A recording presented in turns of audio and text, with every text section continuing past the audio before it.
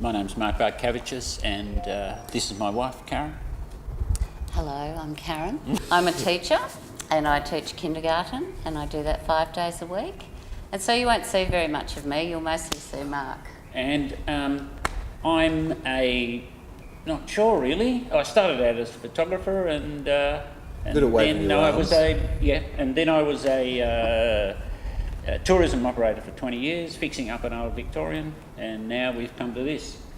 So prior to this, we've done up 2 houses, both Victorian, one little Victorian cottage and one big Victorian mansion. So that's renovation. The exciting part about this is that it's a conversion, which is all new to us, because with a renovation you've got something to start with and certain things are set in place, whereas with a conversion you can see this big empty space here, and we're going to make it into our home. That's why we've got our good friend and architect Sam, who's going to help us with some really good ideas. One of the most exciting parts about this is that even though it's an old, verge of Victorian, verge of modernist kind of a building, and it's built in a very using traditional materials, the most exciting part about it is that we can build a really modern, sustainable place here. We can do water harvesting, we can do solar. In fact, Sam's done a fair bit about that already. It's incorporated into the design our solar principles and commitment to sustainable living.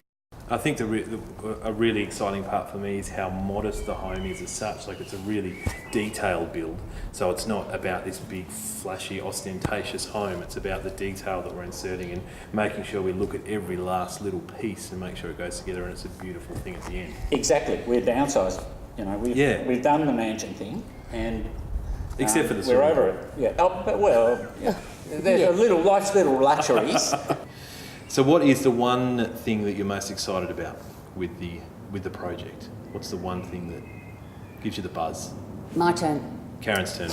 You can wave your arms while she talks. The one big thing I'm excited about is the pool, because we loved our pool at our other house. Yep. And it's a really big social place for us.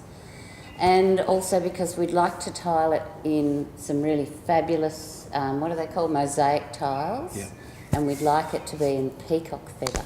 And the other exciting thing is the heating, because Victorian houses invariably are really, really freezing cold, and it doesn't matter what you do, there's variations throughout the house, but in here it's going to be beautiful. Yeah. And you can walk out of one room and into another room or into the hallway, and it won't matter, it'll be warm and exactly how we want it. Yeah. And that will be so lovely after living a whole lifetime in freezing cold Victorian houses. Yeah. So that's exciting. And the awesome thing about that is a lot of it's passive, because luckily, due to the orientation, where all the fantastic view is out there, it's all north facing, and the amount of glass we're putting in, it's really going to heat itself to a degree. And that's another really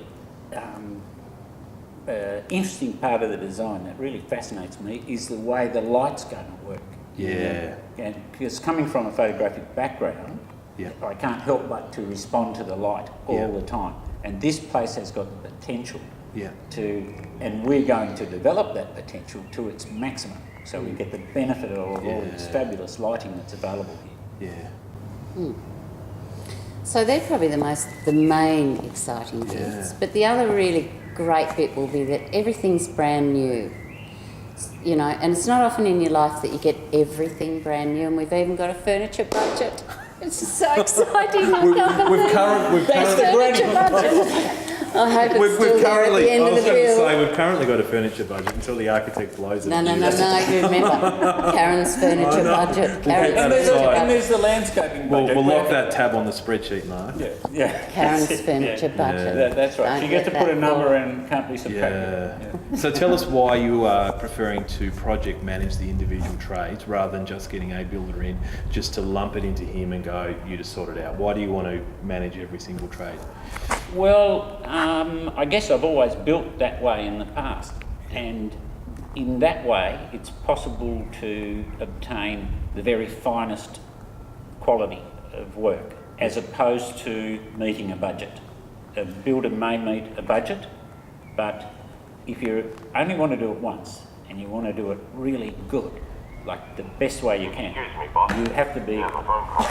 not interrupted by phone calls for a You start. must be project managing the construction of your deck right now, I think. That's it. I'm sure that's going to get a lot worse later. Yeah. For now, to get back to the point, the project management, it's all about getting your own hand on as many aspects as you can Yeah. to get the fullest expression of what it is we're trying to achieve. Yeah. But I think the idea of that project management comes back to the heart of the project, where we're looking at every little detail and allows us to control that That's right. all the way And through. we Controlling the haven't- level of detail is what Yeah. it's all about. That's right. Basically. And we haven't decided every final thing yet. Yeah. We have for the build, but we haven't decided everything for the finishes. Yeah. So it'd be nice to be able to have flexibility there, because we might need to flex the budget, because we have to Yeah, for maintain sure. the furniture Yeah. budget, don't we? So we've got to keep our eye on that. Yeah. Okay, have we got enough, do you think?